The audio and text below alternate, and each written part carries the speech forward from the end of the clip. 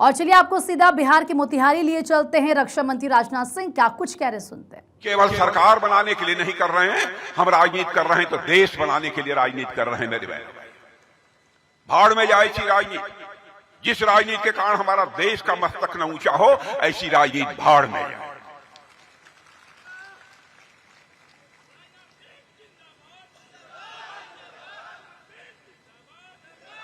मैं कांग्रेस और आरजेडी के दोस्तों को बतलाना चाहता हूं, विनम्रता पूर्वक कान खोल कर सुन लें, भारत यह ऐसा वैसा भारत नहीं है।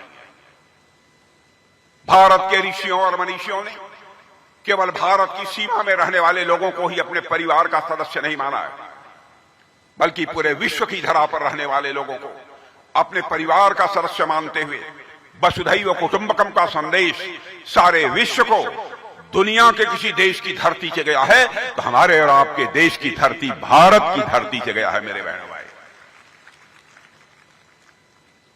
और वहां पर जाति पाति पंथ और मजहब की बात की जा रही है,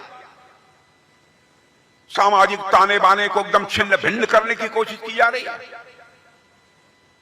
कौन जवाब देगा? वो शारीरिक बल से जवाब नहीं दिया जा सकता, लोकतंत्र में चुनावी माध्यम से ही जवाब दिया जा सकता है। मेरे बहनों भाई, और कोई दूसरा रास्ता नहीं है। क्या है भारत? लोग समझें, हिंदू हो मुसलमान हो सब भाई भाई। यह तो केवल भारतीय जनता पार्टी को, एनडीए को बदनाम करते हैं केवल सरकार बनाने के लिए, और कुछ लोग गुमराह हो भी जाते हैं। अरे भारत को समझो, भारत है क्या? दुनिया में कोई देश इस टक्कर का नहीं है मेरे बहने भाइयों, भारत है। हमारी माताएं बहनें घर में आटा गूंथती रहती हैं रोटी बनाने के लिए, चींटी भी बगल से गुजर जाती है तो पैर से दबाकर उस चींटी को मारती नहीं है, बल्कि थाली से आटा निकालकर उस चींटी के सामने डाल देती हैं और उसके भी दीर्घजीवी होने की कामना करती हैं। तो हमारी भारत की माताएं और बहनें, ये है भारत। उस भारत के बारे में ऐसा दुष्प्रचार। बहनों भाइयों, बिहार को बचा लो, यही मैं कहने आया हूं। और संगीता को मैं कहूंगा, संगीता ने बहुत सूझबूझ से काम दिया, बहुत सोच समझ कर काम दिया।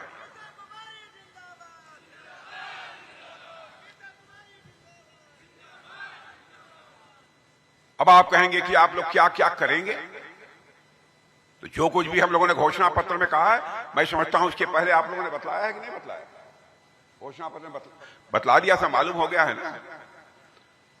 अब हम लोगों ने प्रधानमंत्री किसान सम्मान निधि का वादा नहीं किया था 2014 में, लेकिन बहनों भाइयों, सरकार बनते ही मैं और प्रधानमंत्री जी दोनों लोग बैठे थे जब सरकार 2014 में बनी।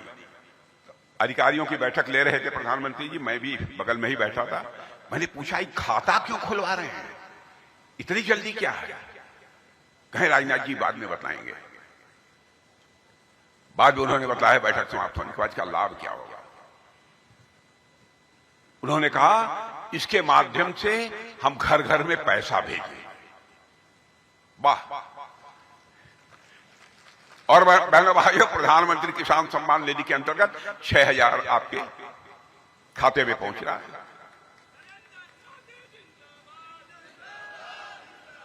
अब सुन लीजिए 6,000 मिल रहा है, बना दीजिए सरकार, 9,000 हो जाएगा।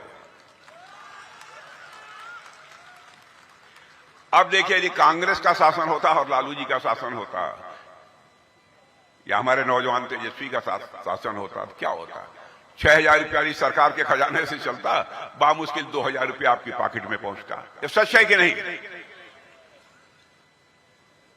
लेकिन बहनों भाइयों, भ्रष्टाचार पर अंकुश भाषण देकर समाप्त नहीं, भ्रष्टाचार पर अंकुश भाषण देकर नहीं लगाया जा सकता। भ्रष्टाचार पर अंकुश लगाना है तो व्यवस्था में परिवर्तन करना होगा, और आपने देखा हम लोगों ने व्यवस्था में परिवर्तन कर दिया। अब दिल्ली के बैंक से पैसा निकलता है और सीधे सीधे आपके बैंक के आपके अकाउंट में पहुंच जाता है। एक भी पैसा इधर उधर कोई मां का लाल खाने नहीं पाता। ये है, नीयत यदि साफ होती है तभी व्यवस्थाओं में भी परिवर्तन हो सकता है। और ईमानदारी को लाना है तो वास्तव में व्यवस्थाओं में परिवर्तन करना ही होगा, उसके अतिरिक्त और कोई दूसरा विकल्प नहीं है। अब ये बताइए, अब कहते हैं आरजेडी के नेता, हम आएंगे तो हर घर में सरकारी नौकरी देंगे।